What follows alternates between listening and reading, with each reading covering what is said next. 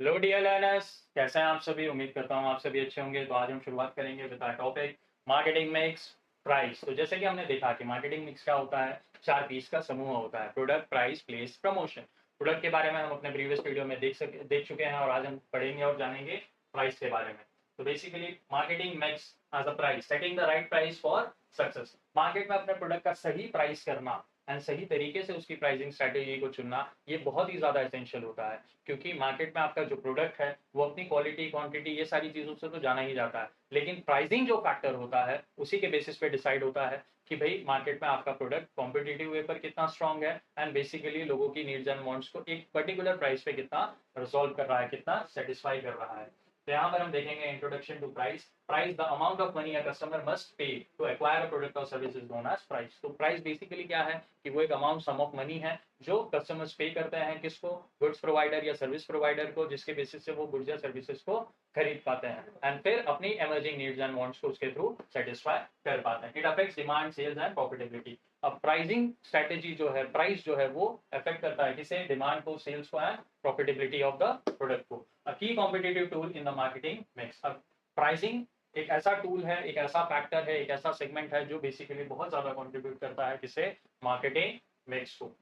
हम देखेंगे importance of pricing influences buying decision. अब प्राइसिंग अच्छी होगी, बेहतर होगी, अफोर्डेबल होगी तो ज्यादा से ज्यादा बाइंग डिसीजन कस्टमर्स के उस प्राइसिंग के थ्रू उस प्रोडक्ट के लिए होंगे। Direct impact on revenue and profits. अब प्राइसिंग के थ्रू ही डायरेक्ट इंपैक्ट क्रिएट होता है कि वो पर्टिकुलर ब्रांड, वो पर्टिकुलर प्रोडक्ट कितना रेवेन्यू मार्केट से जनरेट कर रहा है, उस पर उन्हें कितना प्रॉफिट हो रहा है। Help position the brand in the market. अब प्राइसिंग ही हेल्प करता है पोजीशन करने में उस प्रोडक्ट को बेसिकली मार्केट में, ताकि उसके कॉम्पिटेटिव रेंज में या उसके रेंज ऑफ प्रोडक्ट्स वो कितना सेटिस्फाई कर सकते हैं मार्केट में। Can reflect the quality of a product. अब प्राइसिंग क्या कर सकता है, तो प्राइसिंग रिफ्लेक्ट कर सकता है कि क्वालिटी ऑफ द प्रोडक्ट क्या होगी। अब बहुत ही ज्यादा चीपर प्राइसिंग है तो लोग अज्यूम करते हैं, देखते हैं, समझते हैं कि इसकी क्वालिटी क्या होगी, इंफीरियर क्वालिटी की होगी। अगर एक हाई सेगमेंट पर प्राइसिंग की जा रही है तो लोग समझते हैं कि इसकी क्वालिटी बेहतर होगी और एक सुपीरियर प्राइसिंग दी गई है। Pricing objectives. अब जब हम प्राइसिंग करते हैं तो क्या क्या चीजों को ध्यान में रखते हैं, सबसे पहला है maximise profit. Example iPhone pricing. अब आईफोन क्या है, आईफोन एक प्रीमियम प्रोडक्ट है। आईफोन की क्वालिटी, आईफोन की फीचर्स, ये सारे मार्केट में सबसे टॉप नॉच है, तो इसीलिए उसकी प्राइसिंग हमेशा क्या होती है, एक हायर एंड पर होती है, जो उस प्रोडक्ट के थ्रू उस कंपनी को ज्यादा से ज्यादा प्रॉफिट अर्न करने में हेल्प करती है। Increase market share. एग्जांपल जियो's लो इंट्रोडक्टरी प्राइसेस। अब जियो जब मार्केट में आया तो बेसिकली टेलीकॉम इंडस्ट्री में सबसे लोअर रेट्स रखे थे। क्यों रखे गए थे, ताकि ज्यादा से ज्यादा कस्टमर्स को वो अपनी तरफ मोड़ सके, अपने कस्टमर्स बना सके एंड जिसके थ्रू धीरे धीरे जियो ने अच्छा खासा मार्केट शेयर कैप्चर कर लिया। सर्वाइवल। एग्जांपल डिस्काउंटिंग ड्यूरिंग कोविड-19 बाय रेस्टोरेंट्स। अब रेस्टोरेंट्स ने क्या किया, उन्होंने डिस्काउंट्स देना शुरू कर दिया कोविड-19 में। क्यों, क्योंकि उस टाइम पर उनके बिजनेस को सर्वाइव करवाना सबसे ज्यादा बेहतर था, तो उन्होंने प्रॉफिट मार्जिन कम करके ज्यादा से ज्यादा डिस्काउंट अप्लाई करना शुरू किया, ताकि लोग ज्यादा से ज्यादा प्रोडक्ट्स उनके पास से खरीद पाए और उनका बिजनेस का सर्वाइवल मार्केट में पॉसिबल हो जाए, जिसके थ्रू उनके ऑपरेशनल कॉस्ट को वो मार्केट से कवर कर सके। Status quo. Example petrol prices set to match competitors. अब पेट्रोल प्राइसेस को क्यों सेट किया जाता है, क्योंकि ये बेसिक नीड है, ठीक है। हमारे लिए ट्रांसपोर्टेशन, एक जगह से दूसरी जगह जाना, हमें पता है कि भाई बहुत ज्यादा जरूरी है एंड ये मैक्सिमम नंबर ऑफ पीपल की नीड है, इसीलिए हमेशा उसे कोशिश किया जाता है कि एक ही रेंज में मेंटेन किया जा सके, ताकि अफोर्डेबिलिटी लोगों की उसके लिए हमेशा मेंटेन हो। फिर आता है हमारे पास factors affecting price decisions. Cost of production. अब कॉस्ट ऑफ प्रोडक्शन, अगर कॉस्ट ऑफ प्रोडक्शन ही हाई है तो नो डाउट प्राइसिंग स्ट्रेटेजीज के थ्रू प्राइस जो है वो हमेशा उस प्रोडक्ट की हाई रखी जाएगी। उसका रेवेन्यू क्या होगा, उसकी प्रॉफिटेबिलिटी क्या होगी, शेयरिंग रेशियोज क्या होंगे, तो वो प्रॉफिट क्या, वो प्राइसिंग स्ट्रेटेजी के बेसिस पे हमें हमेशा उसको कॉस्ट ऑफ प्रोडक्ट को हमेशा प्राइस हाई करना पड़ेगा। Competitive pricing. अब हम ये भी चेक करेंगे कि हमारे प्रोडक्ट के जैसे ही और कैसे प्रोडक्ट्स मार्केट में एग्जिस्ट करते हैं, उनके प्राइसिंग क्या क्या है, जिसके बेसिस से हम अपने प्रोडक्ट की प्राइसिंग को डिसाइड करेंगे। Customer perceive value. अब कस्टमर परसीव वैल्यू क्या होती है कि जहां पर कस्टमर्स देखते हैं कि भाई वो प्रोडक्ट अगर उस प्राइस रेंज में खरीद रहे हैं तो उसके बेसिस से उन्हें क्या वैल्यू मिल रही है एंड वही वैल्यू के थ्रू वो अपने कितने नीड्स एंड वांट्स सेटिस्फाई कर पा रहे हैं। गवर्नमेंट रेगुलेशन भी देखी जाती है, जहां पर गवर्नमेंट कुछ चीजों के प्राइसेस फिक्स कर देती है या एक रेंज में डिस्क्राइब कर देती है, जिस रेंज के ऊपर नीचे हम नहीं जा सकते, उसी रेंज में हमें उस प्रोडक्ट की प्राइसेस को मैनेज करना पड़ता है। Market demand. मार्केट के डिमांड के हिसाब से भी प्राइसिंग की जाती है प्रोडक्ट की। अगर डिमांड बहुत ज्यादा है, सप्लाई कम है, तो हमेशा प्रोडक्ट के प्राइसेस क्या देखने मिलेंगे, हमें हाइक देखने मिलेंगे। वहीं पर अगर डिमांड कम है, सप्लाई बहुत ज्यादा है, तो उन प्रोडक्ट्स की वैल्यू हमें लोअर एंड पर देखने मिलेगी। Example Tesla adjusts car prices based on production cost changes and competitor launches. तो टेस्ला कंपनी अपने कार के प्राइसेस को बेसिकली कैसे टारगेट करती है, तो वो चेक करते रहती है हमेशा कि मार्केट में उनके कितने कॉम्पिटिटर्स हैं। अगर कॉम्पिटिटर्स बढ़ रहे हैं तो वो भी एक कंपैरेटिवली कम प्राइसेस में रखती है, प्लस अगर उन्हें कॉस्ट ऑफ प्रोडक्शन में प्राइसेस हाई एंड पर पे करने पड़ रहे हैं तो वो अपने प्रोडक्ट के प्राइसेस भी एक हायर रेंज पर ही मेंटेन करना पसंद करती है। प्राइसिंग स्ट्रैटेजीज, सबसे पहला आता है cost plus pricing, cost plus markup. Example, a furniture company adds 30% markup on production cost. तो बेसिकली फर्नीचर कंपनी हमेशा हमेशा तो नहीं कह सकते बट ऑलमोस्ट टाइम पर एक एडिशनल मार्कअप चार्ज करती है बेसिकली कस्टमर से, ताकि वो अपने प्रोडक्शन कॉस्ट एंड प्रॉफिटेबिलिटी को भी मेंटेन कर सकें, उसे बेहतर तरीके से मार्केट में रिसीव कर सके। Pricing strategy second, penetration pricing, low price to enter the market. यहाँ पर टारगेट किया जाता है, देखा जाता है कि हम अपने प्रोडक्ट्स को एक लोअर एंड पर प्राइसिंग करें ताकि हम मार्केट में घुसे एंड लोग हमारे प्रोडक्ट्स को कंज्यूम करना शुरू कर सके, अफोर्डेबल हो सके। एग्जांपल, नेटफ्लिक्स लो इंट्रोडक्टरी रेट्स। अब नेटफ्लिक्स के जो सब्सक्रिप्शन रेट्स हैं, ठीक है, वो लोअर एंड पर भी मेंटेन किए जाते हैं ताकि लोग एक बार उनकी सर्विसेज को कंज्यूम करना शुरू करें एंड उसके बाद हो सकता है कि लोग उनके हायर एंड सब्सक्रिप्शन को भी सब्सक्राइब करें। फिर आता है हमारे पास pricing strategy third, skimming pricing, high price initially then lower. Example, Samsung new smartphone. अब सैमसंग एक कंपनी है, अगर वो कोई अपना स्मार्टफोन एक हायर एंड पर प्राइस पर लॉन्च कर रही है तो कुछ समय बाद वो अपने नए प्रोडक्ट्स को भी लेकर आएगी जिसकी प्राइसिंग भी हायर एंड पर होगी।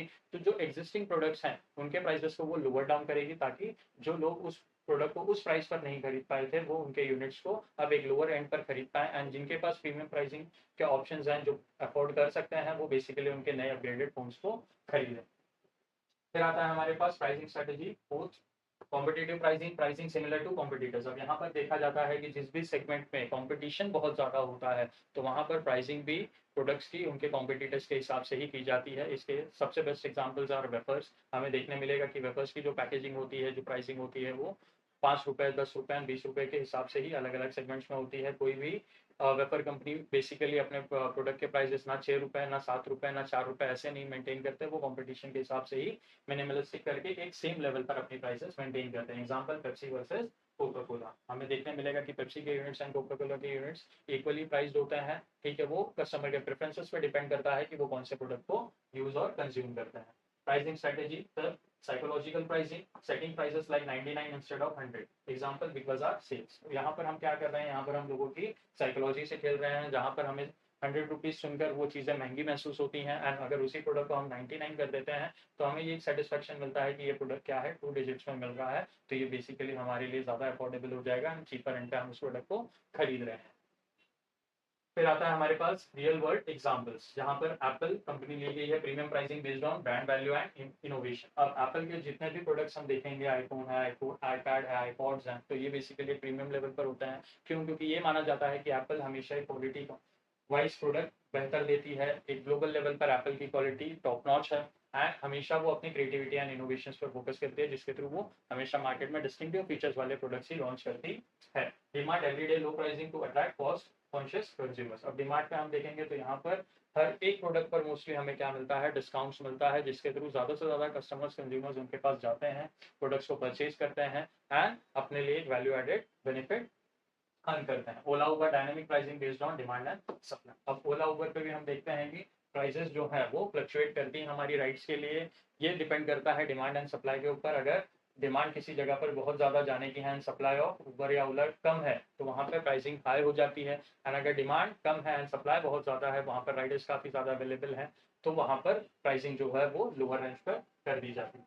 फिर आता है हमारे पास common pricing mistakes, ignoring customer perception. तो कस्टमर्स के परसेप्शन को जानना, समझना, रिसर्च करना, एनालाइज करना, ये बहुत ही ज़्यादा ज़रूरी हो जाता है मार्केट में, ताकि आप सही तरीके से अपने प्रोडक्ट को प्राइस कर सकें। Under valuing product quality, product की क्वालिटीज़ को भी अंडर वैल्यू करना ये सही नहीं होगा, बिकॉज लॉन्ग टर्म में आपका कॉस्ट ऑफ प्रोडक्शन क्या हो जाएगा, हाई हो जाएगा, जिसके थ्रू आप एक चीपर एंड पर या एक लोअर एंड पर प्राइसिंग रखकर चीज़ों को बेच नहीं पाएंगे। Over pricing without justification. अब ओवर प्राइसिंग विदाउट जस्टिफिकेशन ये करना भी सही नहीं होगा। हो सकता है कि इनिशियली आपके प्रोडक्ट्स मार्केट में बिके, लेकिन एक टाइम ऐसा आएगा जब लोग आपके प्रोडक्ट के खरीदना पसंद नहीं करेंगे एंड वो अलग कॉम्पिटिटिव प्रोडक्ट्स को कंज्यूम करना शुरू कर देंगे, बिकॉज उन्हें प्राइसिंग एडवांटेज मिलेगा। Frequent discounting damaging brand image. अब बार बार डिस्काउंट देना प्रोडक्ट्स पे ये भी सही नहीं होता है, क्योंकि इससे लोगों के बीच में एक फीलिंग आ जाती है, एक इमोशन आ जाता है कि ये अपने क्वालिटी से कॉम्प्रोमाइज कर रहे हैं, इसीलिए बार बार हमें डिस्काउंट प्रोवाइड कर रहे हैं।